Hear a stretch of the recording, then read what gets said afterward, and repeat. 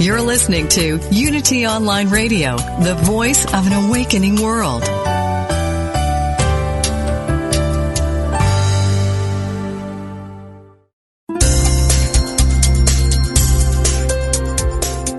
Thank you for tuning in for this Unity Partner Program. Unity Online Radio partners with spiritual leaders from organizations whose mission and messages complement Unity's. We are pleased to bring you this program on Unity Online Radio, the voice of an awakening world.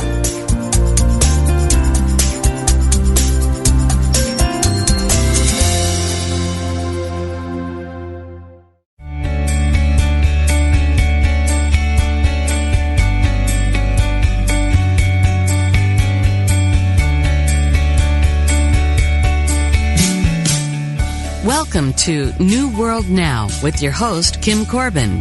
It's one thing to read or write a book that has the power to change our lives. It's another to live the principles and teachings from those books each day on a moment-to-moment basis. Host Kim Corbin's intention with each of her interviews is to empower us to do just that, as she talks with authors published by New World Library. They will discuss their personal journeys and share practical tools we can use to be more aware, mindful, and present in our daily lives. Now, here is your host, Kim Corbin. Hello, everybody, and welcome to the third episode of New World Now. My inner child is absolutely giddy with delight about my guest today because Sark, who is also known as Susan Ariel Rainbow Kennedy, has been my favorite author in the whole world ever since her best-selling book, Succulent Wild Woman, set my spirit free shortly after I moved from Indiana to San Francisco over 20 years ago. Sark and I's paths have crossed numerous times over the past 2 decades, from her sending me personal words of encouragement when I first shared my dream of starting my iskip.com website, to invite the world to skip, to me organizing an event for her when I was the program director at the Learning Annex, and then me being assigned as her publicist when New World Library published Glad No Matter What, and most recently, Succulent Wild Love, 6 Powerful Habits for Feeling More Love More Often, which is the book we're going to be talking about today. I'm certainly not alone in my love for Sark, who has 16 titles in print and well over 2 million books sold.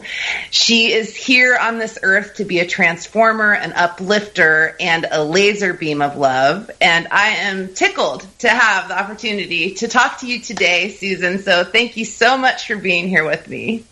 Oh, Kim, what an absolutely beautiful introduction, and what an incredible soul you are. And you know how much I love New World Library, which John and I named New Wild Library.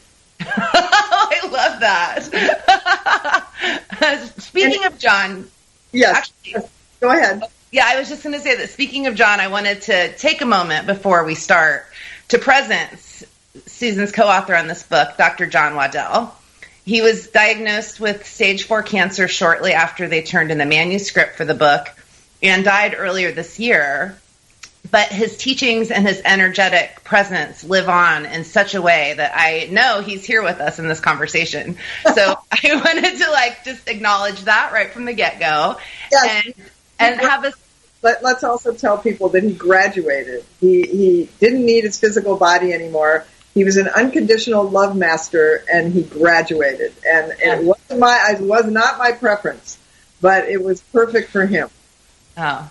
I love that. And I would love for you to for us to start by you telling us about your ongoing Succulent Wild Love affair with John and how you guys came to write this great book together. Oh, my goodness. Yes. Well, I think, too, meeting John, as they call later in life, I always laugh at that. But I was 58 when I met him, and I was on a cruise ship on an Abraham Hicks cruise. And we were walking on the promenade deck, and of course there's a longer story, but I just want people to hear this part. He said that he'd had the most wonderful marriage ever, and that the honeymoon had never ended, and the only reason it did was because she died. And he said, they were married for 10 years, and he said, I want you to know that I'm qualified to adore you. And he didn't actually remember saying that. I know it was channeled through him from his higher self, from what I call his inner wide self, because it was all I needed to decide. We decided that day that we would live together and be married. And he moved across the country from Columbus, Ohio, into my apartment 1 month later, where I had lived by myself for the last 25 years. And he brought with him his powerful core teaching, the first of which, because I thought, I can't live with someone, that's crazy, and he said, but I'm offering you a no compromise relationship. And I said, well, that sounds good. I said, but I've never been good at compromise, so that seems good. I said, but what are we going to do? And he said, we're going to use joyful solutions. And I said, that sounds great. What are those? And he said, we're going to create solutions that are better than what either one of us would have thought up on our own.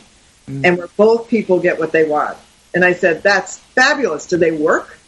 And he said, they work so well. And I'm here to say they are completely market tested, because I am in many times very stubborn, very particular, very resistant at times, and had lived happily by myself with all my little systems and all my little sovereign nation here.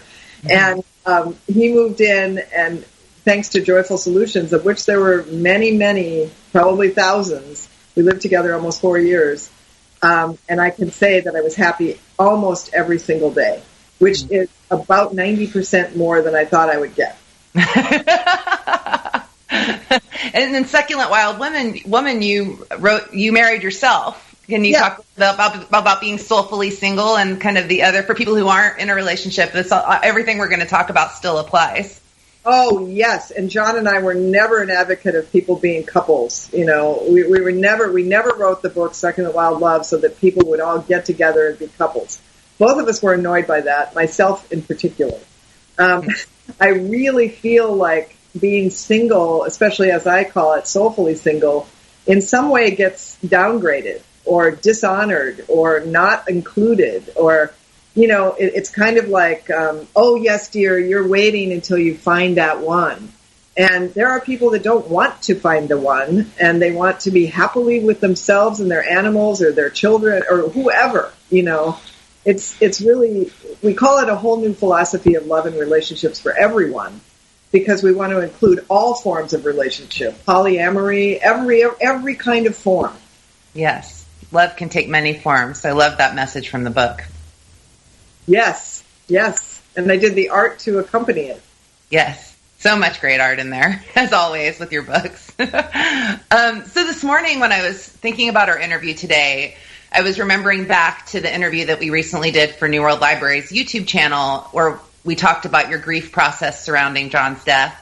And you talked about how you're grieving deeply and living wildly, both like bird wings. And really about so much of your work is empowering us to hold both ends of any spectrum, whether it's kind of the pure glee and fun of creative expression, to dealing with all the doubts and fears and the critic that comes up to when we do that, to the full spectrum of feelings that get activated when we are in an intimate relationship with someone.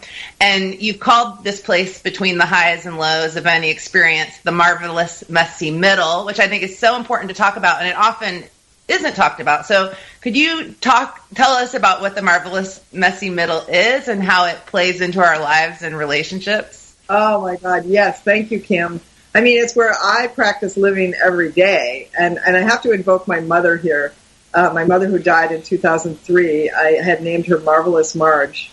And she was quick to tell you that she did not name herself that. She from the Midwest, from Minnesota, which could also be called the state of denial.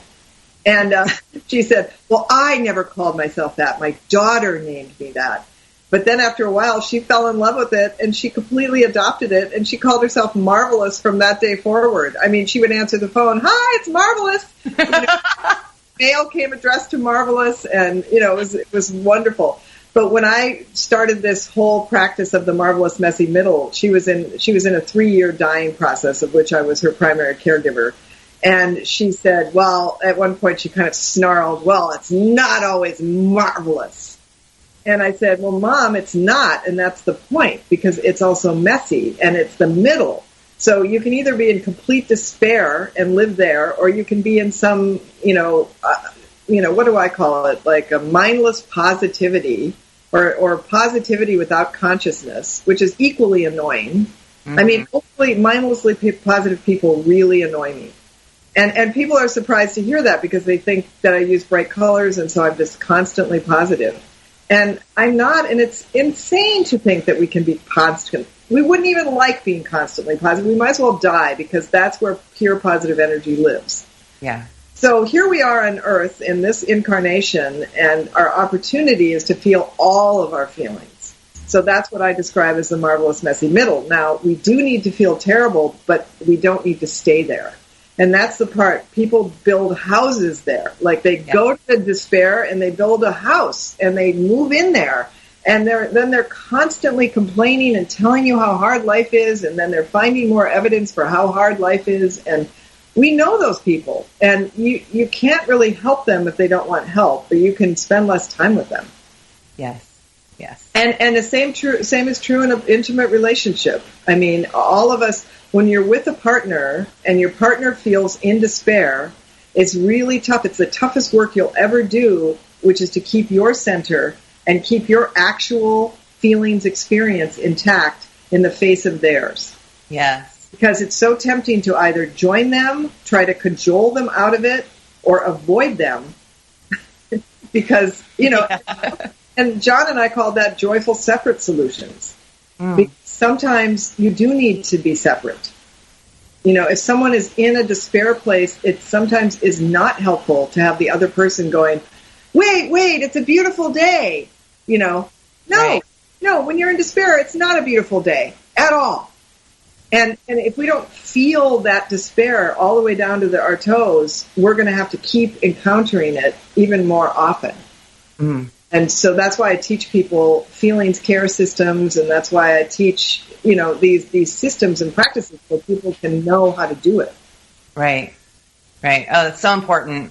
So important. And I think, you hear about spiritual bypassing a lot and that kind of thing where it's just you're always trying to reach for the more positive thought, and that only works for so long. Like the deep stuff's always is there wanting us to pay attention to it. Oh, the deep stuff must be attended to. But however, it is a question of how you tend and what works. And a lot of people are being less than skillful and staying way too long. And that's the part. And then other people are like you say, spiritual bypassing and trying to stay up there way too long. Right. Ask them how they feel, and it's the Band-Aid over the empty, what do I call it? Putting a Band-Aid on poop. It's pretty gross. Oh my goodness. Well, I was super excited to talk to you today because I'm in my own succulent wild love relationship with my partner, Sven. And Sven and I met at Burning Man 14 years ago, and we have been in love with each other ever since, have not lived together until just a few weeks ago, and we just moved in together.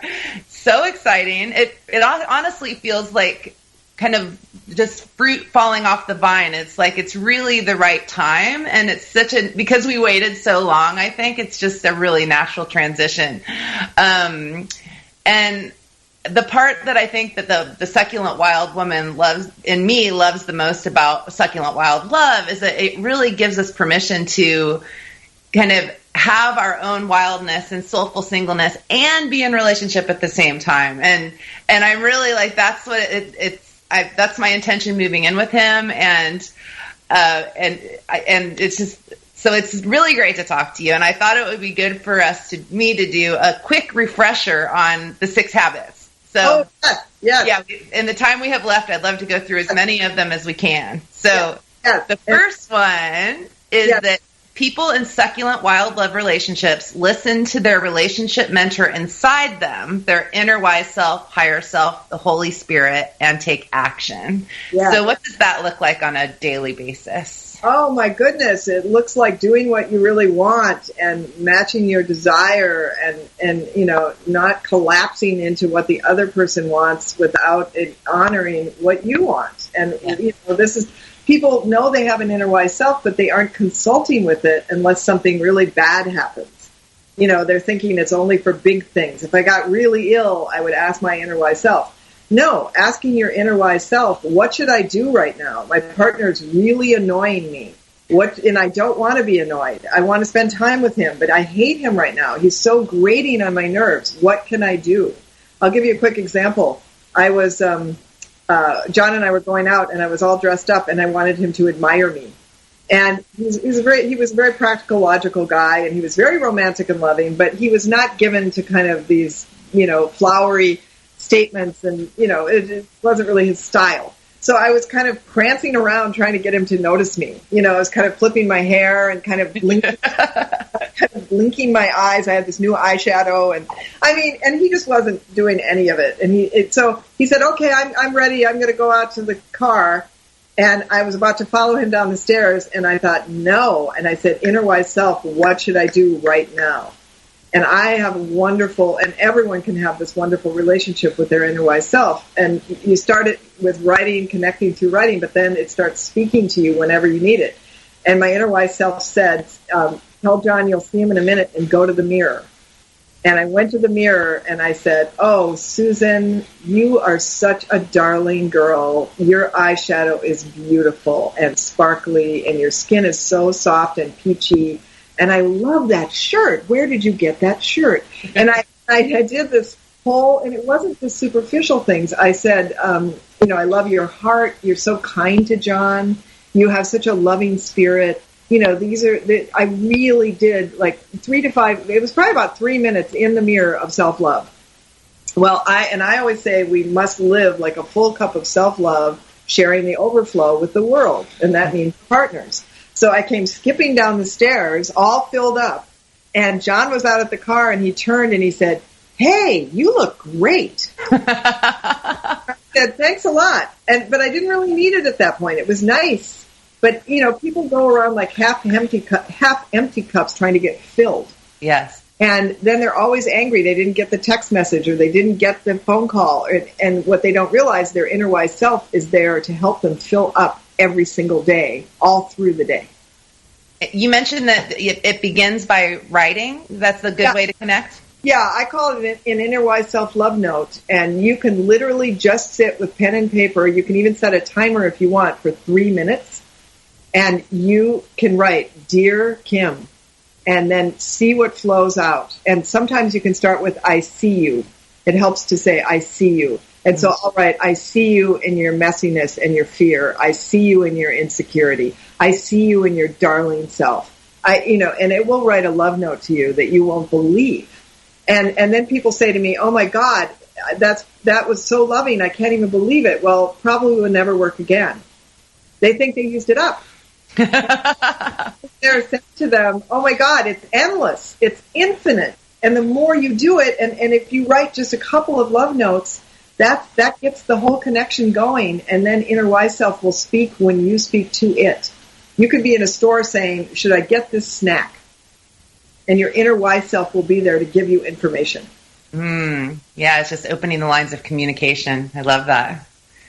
Okay, and the second habit of people in succulent, wild love relationships is that they use their feelings both as a guide to know when their relationship is off track and to constructively evoke cooperation with others.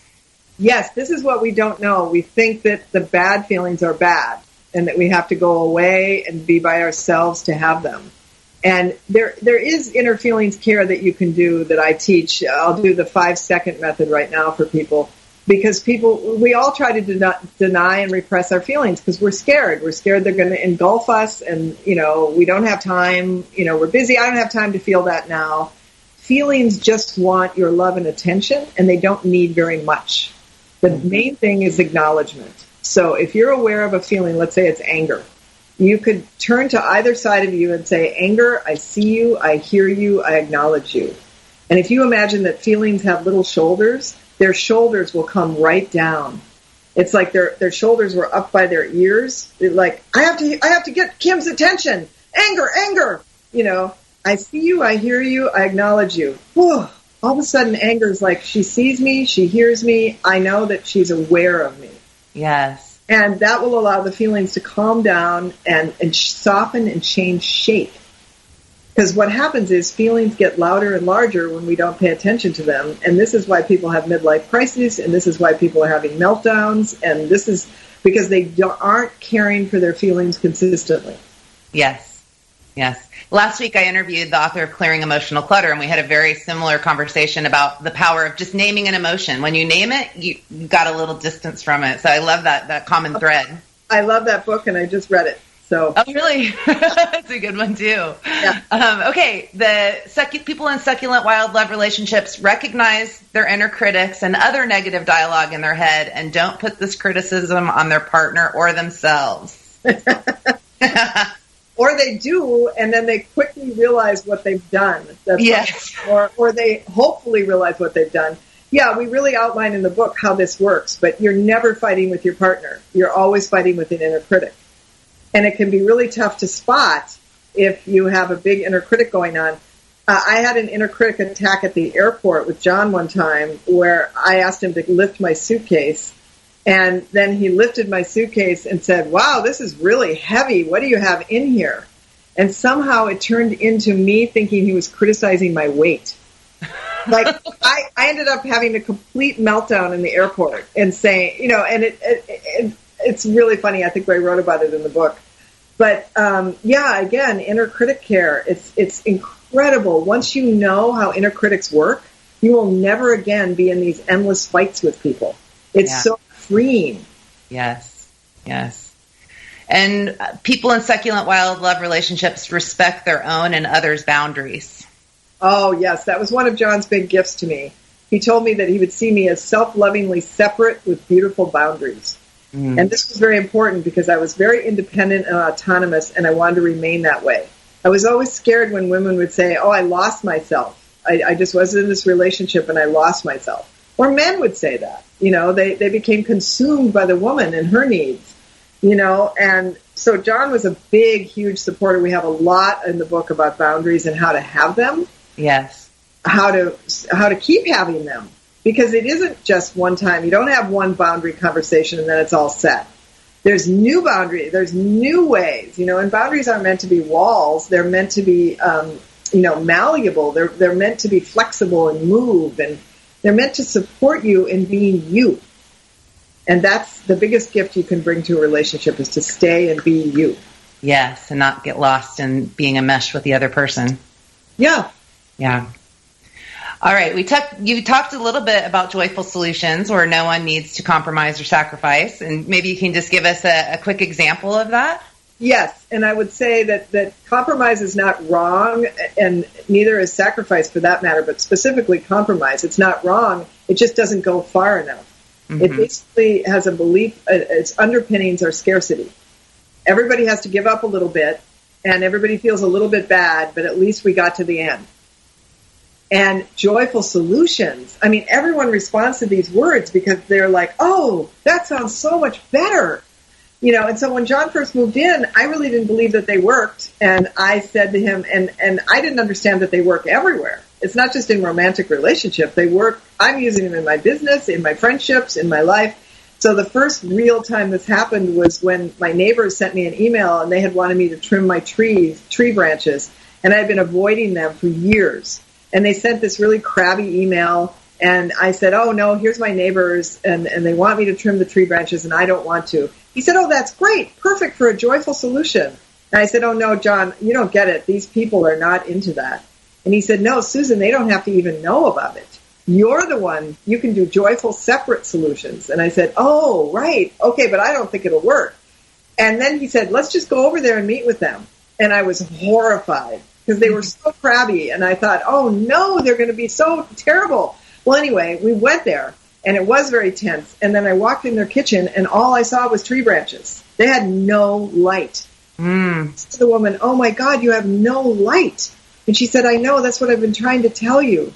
And I said, let's create a joyful solution right now. And so we came up with a way to keep the canopy down below where my magic cottage is and clear the canopy from her kitchen window so she would be flooded with light. And I said to her, I just want to apologize to you. I didn't know about Joyful Solutions, and I blocked you and avoided you for all these years, and I am really sorry. Because the basis of Joyful Solutions is you help the other person get what they want too. Yes. Just focus on your own little world. And she started to cry, and I cried, and we hugged, and we're friends now. And I go over there for a glass of wine, and the whole friendship has opened up. My dream is that, this happens all over the world, Joyful Solutions. I love that. I love that. And we have one more. We just have about a minute or so left. And that is, it's a big one. And it's people in succulent wild love relationships practice seeing the perfection in their partner and all the other people they're in relationship with, which I think goes back to the marvelous messy middle, perhaps, right? It does. And let's be clear. It's not that everyone is perfect. It's that they're perfect as they are. It's not that you don't have preferences. It's not that they don't have imperfections. It's the basis of everyone being perfect. And yeah, John told me, I promise to see you as perfect in any way that I don't is my responsibility. Of course, then I realized he would expect me to see him as perfect. And that was really scary. But I'm here to tell you, I've just started dating this week. John told me he would bring me. I have so many men. Like John told me, I'm going to flood you with love. And I wanted to make sure I got that in here because I think it's really good for people to hear. And I did feel that John saw me as perfect. And that was something that it changed my entire life. The unconditional love that John was able to practice with me, and we were both practicing, let's be very clear. It's a practice. You don't just say it and then you're done. I'm practicing everything that I write about all the time. So, and I know you are too, Kim. Thank you so much, Suzanne, for being here with me and for living what you write about and teach, which is really the intention of this podcast. Visit Sark online at planetsark.com, and I will look forward to connecting with you on future episodes of New World Now. Yay!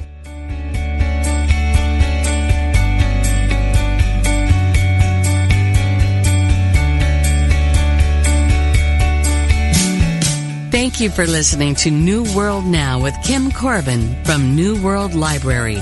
New World Library publishes books and audio that inspires and challenges us to improve the quality of our lives and our world. For more information about their books and authors, visit them online at newworldlibrary.com.